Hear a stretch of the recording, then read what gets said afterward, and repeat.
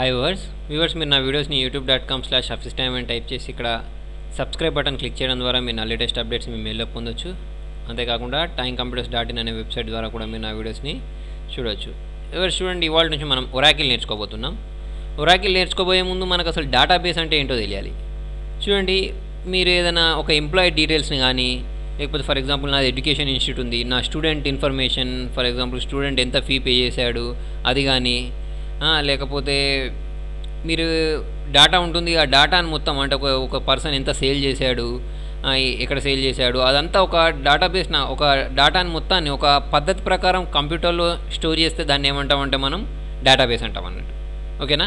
చూడండి, ఇప్పుడు మనం ఈ డేటాబేస్ని ఎంటర్ చేయడానికి సాఫ్ట్వేర్స్ అన్నీ యూజ్ చేసుకోవచ్చు. RDBMS సాఫ్ట్వేర్స్ వీటిని అన్నిటిని యూజ్ చేసుకోవచ్చు. ఏంటిది? Word, Excel, Access, Oracle, SQL server, MySQL, DBase, FoxPro, ఇవన్నీ సాఫ్ట్వేర్స్ యూజ్ చేసుకోవచ్చు. యాక్చువల్లీ దీనిలో వర్డ్, ఎక్సెల్ అనేవి RDBMS సాఫ్ట్వేర్స్ కాదు, డేటాబేస్ సాఫ్ట్వేర్స్ కాదు, వీటిని ఫ్యాట్ ఫైల్స్ అనొచ్చు. అంటే మీరు చాలా తక్కువ మొత్తంలో డేటాని ఎంటర్ చేయాలి అంటే వర్డ్, ఎక్సెల్ యూజ్ చేసేసుకోవచ్చు. వర్డ్, ఎక్సెల్, యాక్సెస్ లాంటివి యూజ్ చేసుకోవచ్చు చాలా తక్కువ మొత్తంలో డేటా అంటే. అదే మీరు ఎక్కువ డేటా, బాగా డేటా, పెద్ద కంపెనీస్ ఉన్నాయనుకోండి, దానిలో ఒక ఆర్డర్ ప్రకారం డేటాను ఆర్గనైజ్ చేయాలి అంటే ఈ ఒరాకిల్, SQL సర్వర్, MySQL ఇవన్నీ యూజ్ అవుతాయి అన్నట్టు.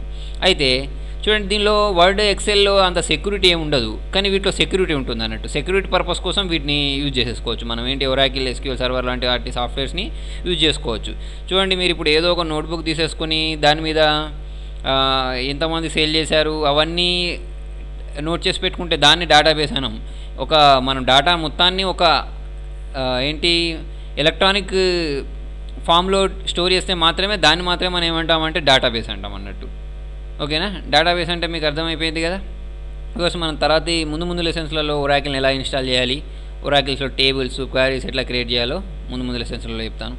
మీకు నా వీడియో నచ్చినట్టయితే లైక్ బటన్ ప్రెస్ చేయండి. ఫేస్బుక్ ద్వారా, ట్విట్టర్ ద్వారా, గూగుల్ ప్లస్ ద్వారా నా వీడియోని షేర్ చేయండి. Thank you.